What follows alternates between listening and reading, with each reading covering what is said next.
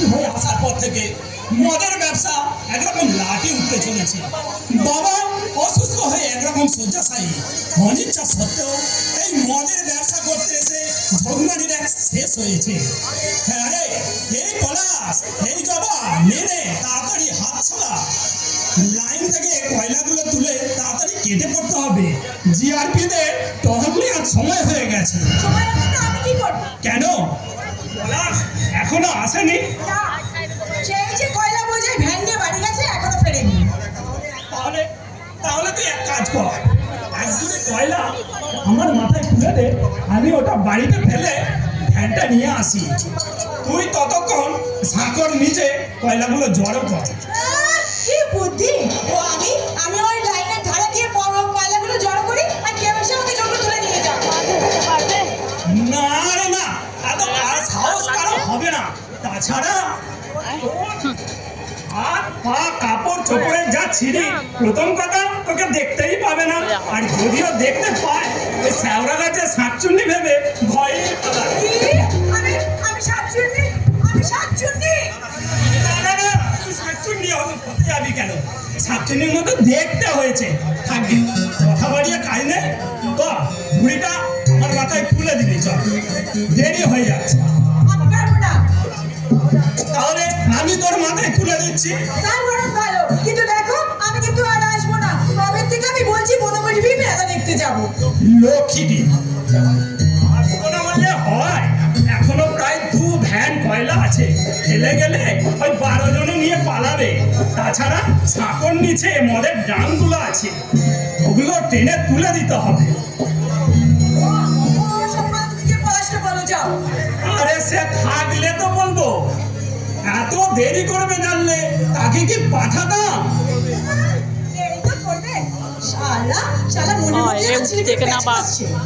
তার মানে কতগুলো শয়তানদের মদ খাইয়ে আর টাকা দিয়ে বশ করে ফেলেছে।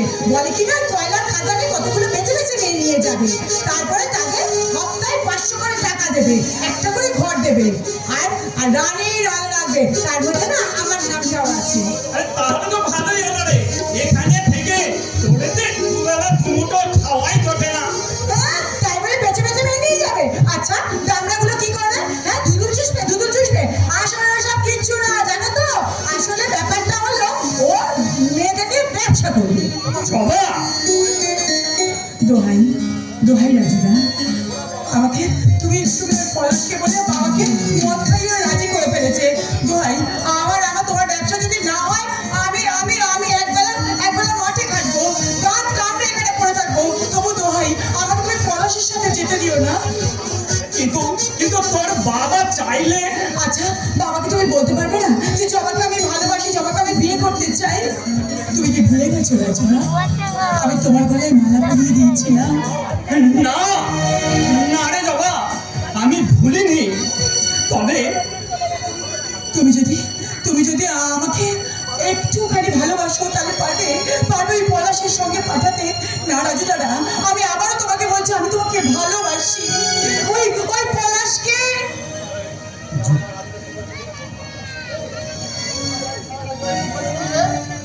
তুই আসতে এত দেরি করলি কেন রে জবা? বলা, এতদিন কোন কয়লাগুলো সব বোঝাই হয়ে যেত।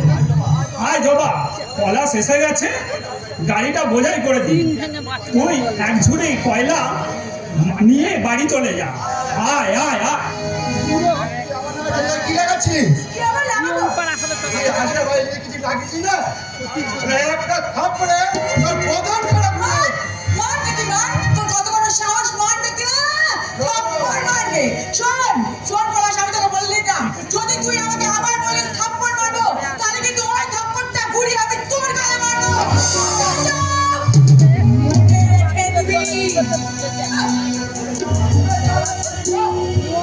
ভাবছি কাজের ভাগ তুই একটু বাড়ি বুঝতে পারবি। বড় গাছের ভেড়া বেড়েছে, বড় গাছের ভেড়া আমি কুড়ুল দিয়ে চালাবো। মজা বেড়েছে মজা, ওর মজা আমি ওই খাজা বাবার ধর্মতলায় ভাঙবো।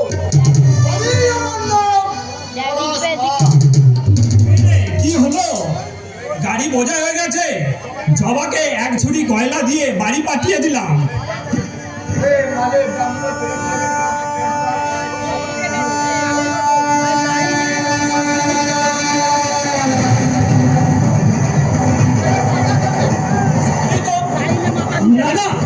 আমি বেঁচে থাকতে ওনাকে মরতে দেবো না। না, এই যে, সরে যাও, লাইন থেকে নেমে পড়ুন, ট্রেন আসছে।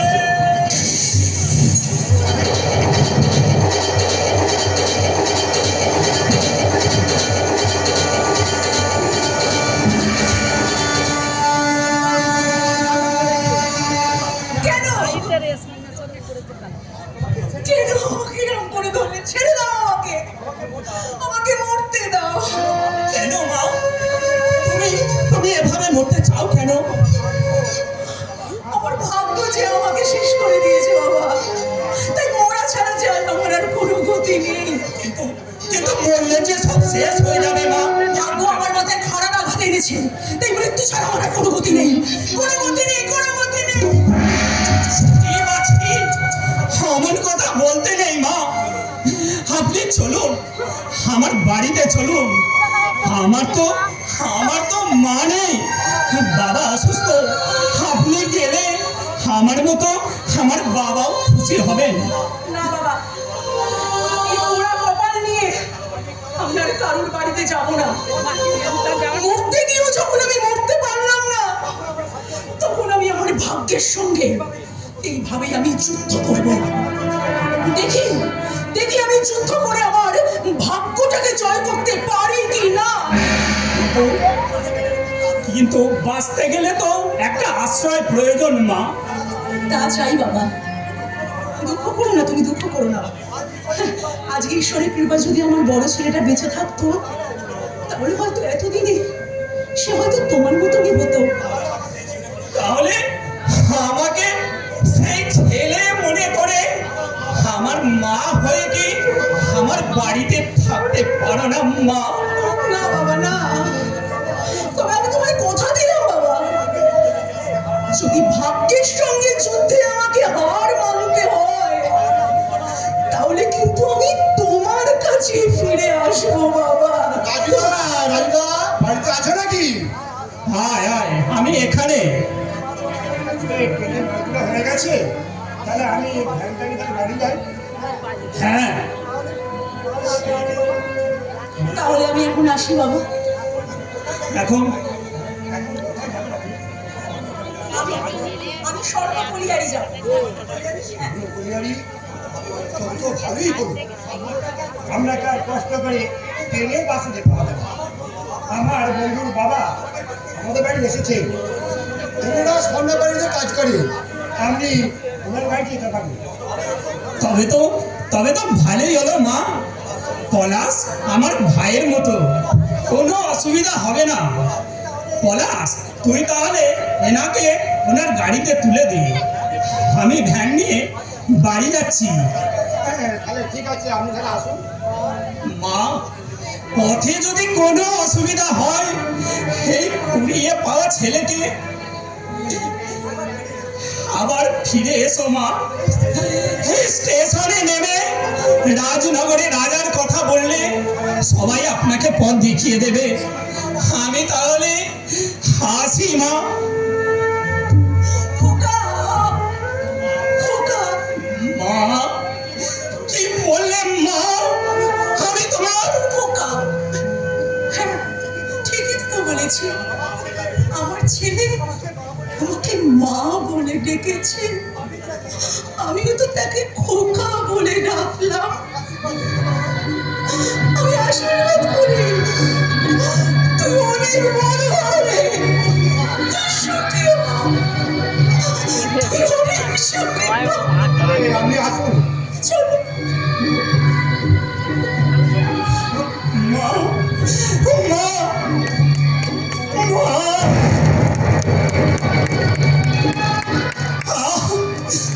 ওরা চোখে জল আসে কেন?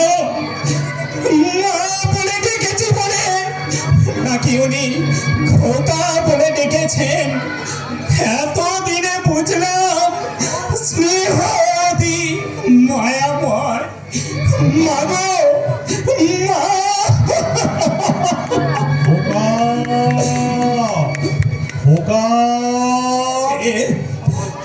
বাবার কণ্ঠস্বর বলে মনে হচ্ছে। বাবা, বাবা,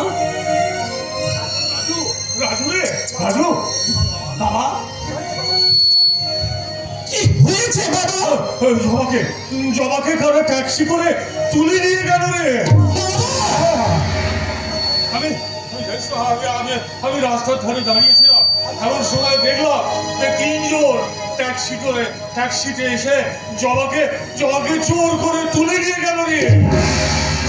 বাবা হ্যাঁ রে, আমি চিৎকার করতে তারা শুধু বললো, জ্ঞান সিং গাড়ি চালাও। ওরা কোন দিকে গেল বাবা? ওই ওই বনবিবির মেলার দিকে রে, ওই বনবিবির মেলার দিকে। কোন বিবির মেলা? জ্ঞান সিং? বাবা আমি চললাম, আমার জন্য তুমি ভেবো না বাবা।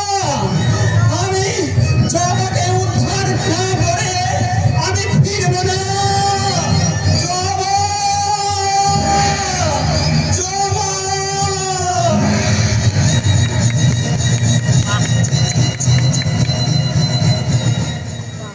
বনবিবির মেলায় এত মানুষের সমাগম হয় এ আমি জীবনে প্রথম দেখলাম। বাপরে বাপ, কি বিরাট এলাকা! ও হাঁটতে হাঁটতে না আমার একেবারে ব্যথা হয়ে গেছে। বান্টিদা, বলুন দিদিমণি। আচ্ছা চন্দ্রটা নিশ্চয়ই কোনো না কোনো কাজে আটকে পড়েছে। এদিকে সন্ধ্যাও তো হয়ে এলো, তুমি এক কাজ করো না, একটা রিক্সা কিংবা টোটো ডেকে দাও।